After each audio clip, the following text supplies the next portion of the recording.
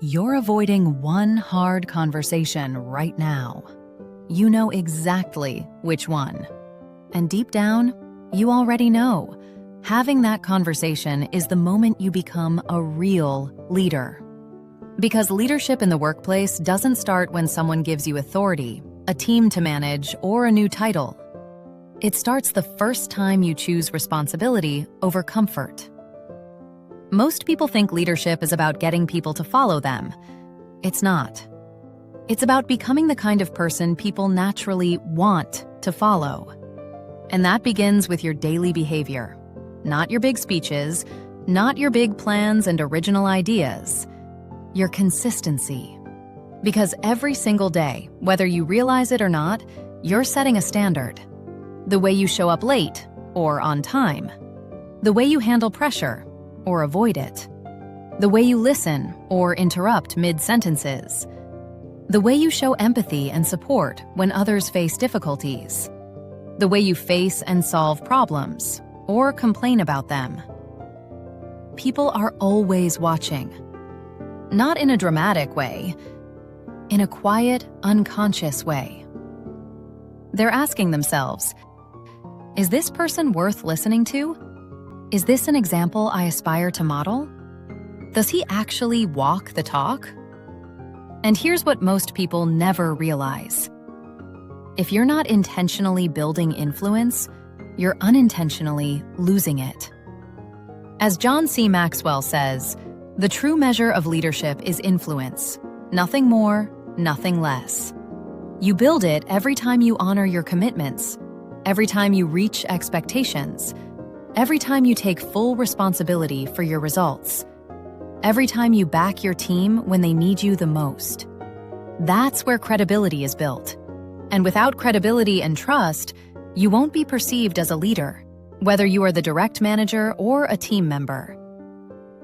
And here's what most engineers and professionals never pay attention to. Once people start seeing you as a leader, your standards become their ceiling. If you cut corners, they'll cut corners. If you complain, they'll complain. If you avoid accountability, they'll do the same. But if you raise your standards, everything changes. Because raising your standards means raising your expectations, not just for others, but for yourself first.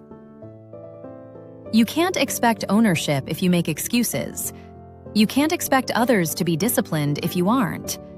You can't expect professionalism if you show a poor attitude. Leadership is always modeled first, not with fancy slogans and big shows. When a project fails, do you look for who's to blame, or do you take responsibility? When there's confusion, do you wait for direction, or do you create clarity? When tension builds, do you avoid it, or do you address it directly? These moments define you far more than any performance review ever will. Because people don't follow their peers. They don't follow the smarter in the room. They follow those who impress them. With their technical competence, soft skills, and emotional mastery, and first and foremost, those capable to hook their team towards an exciting vision. Giving a greater meaning to the day-to-day activities beyond exhaustion and repetition.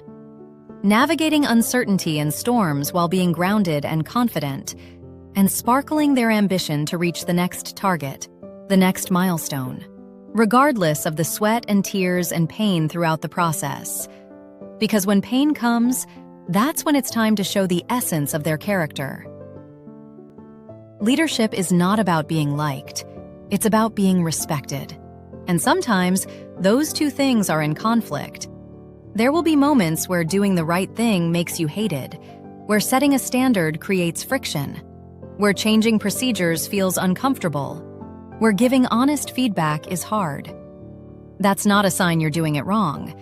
That's a sign you're stepping into leadership and choosing short-term discomfort for long-term benefits, for the team, for the project, for the business. Because when all the efforts contribute to success in the end, they will understand the incentives behind your instructions and the background of the redirections. And that's how you earn more respect, trust, and loyalty. If you truly want to become an inspiring leader, you need to combine theory with practice. You have to learn from the great leaders, because every great leader started as an intelligent follower. Read their books, watch their podcasts, study influence, communication, emotional intelligence, and gravitas. And adapt your leadership style to the environment, culture, and company context. And if you're serious about developing leadership skills in the workplace, you have to decide what matters more: short-term comfort or long-term respect.